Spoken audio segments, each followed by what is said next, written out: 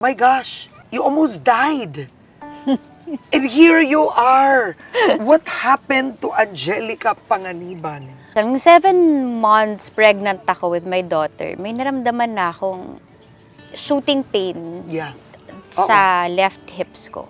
Alam mo yung pakiramdam na parang gusto mo siyang ipabatak, tapos pag tumunog parang marirelease. Yeah. Parang ganun lang yung nararamdaman ko. But of course, hindi ako makapagpahilot, walang massage, buntis ka, di ba? Then sabi ng doctor sa akin, ano lang yan? Of course, you're getting heavier. Talagang may mararamdaman ka ng mga sakit-sakit sa likod, ngawit, ganun. Of course, feeling ko, tama naman din siya, di ba? Ganun naman talaga noon. Yung sabi niya, pag panganak mo, mawawala lahat ng pain. Of But, course, gagaan ka na ulit, ganyan. So, pagkapanganak ko, meron pa din eh. And then, bumalik ako ng exercise. Addict ako sa yoga noon. So, yoga, ganyan. Sabi ko, bakit ganun? Pag nagsasquat ako, sobra niyang sakit talaga.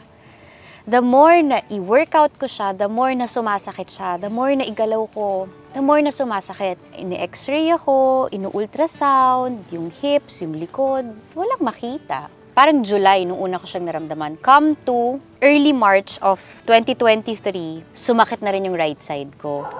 So sabi ko, anong nangyayari? Dumating ang October, kami ni Greg, magpapakasal kami, na kami-kami lang may alam, nung December sa States.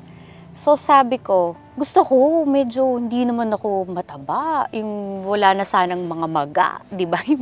So sabi ko, ito todo ko yung workout ng buong October. So sabi ko nga kanina, di ba, the more na i-workout ko, lalo lang siyang sumasakit. Workout kami ng workout nitong instructor ko sa Subic. Tinigilan niya ako, sabi niya, kasi iba na ako maglakad. Sabi niya, ay Angge, hindi na kita ititrain kung ganyan hanggat hindi ka nagpapa-MRI. May nangyayari sa loob. So, nagpa-MRI ako. Morning yun, ako yung pinakaunang pinasok. Actually, nung pinasok ako dun sa chamber, sabi ko nun, ano kayong makikita nila? Kasi hindi talaga siya nahahanap ng iba eh.